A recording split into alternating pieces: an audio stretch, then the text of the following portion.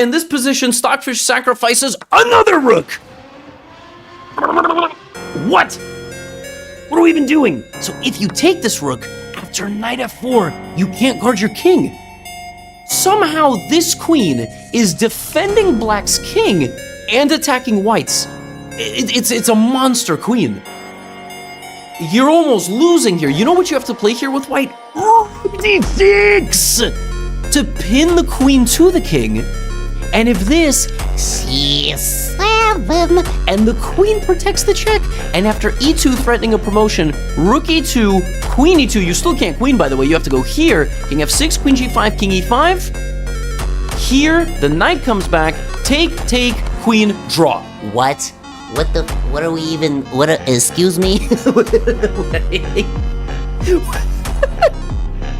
So if you take the rook, dude, this is on another, like, it's in another galaxy, this type of chess.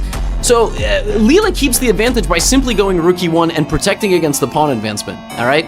Stockfish now is like, well, I took a bishop, idiot. Now I just move my rook back. Queen b8, but here's the thing, white is still winning. If white in this position plays king to g1, sidestepping all the checks, brings the queen back to try to threaten a queen trade, queen d4. Remember earlier I told you that, you know, white has a pawn, right? It's one pawn remaining, it doesn't really matter. So, well, as it turns out, that's actually exactly what's going to happen. Black is going to defend against the promotion, white is going to use the pawn as a sacrifice and go here, and slowly black is running out of pawns. But the real question is, how on earth does white actually win this position if black is so close to moving this pawn and creating counterplay, and this king is completely safe? I'm really glad you asked. Well, after a little bit of shuffling, in this position, it's finally time to play pawn to h4. Pawn takes h3, rook d6, rook f8, rook e3, and now when the queen comes down to b1, there's this. And if the queen goes to c2, you can block, and the pin saves the day. Knight g4, the king ends up taking the pawn, and this is a winning endgame because white has a rook and a pawn for a knight. And that's just winning. But obviously it wouldn't be an engine game unless some winning was done in style. What?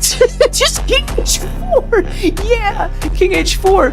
It's incredible. And if you think the king was done walking, he wasn't, because it's the endgame. So the king walks up the side of the board. Just up the side of the building, James Bond style, in rook e1, rook f6, you take the pawn. Now it's over because you have 2 extra pawns, and this is child's play. Even I here would probably beat Stockfish.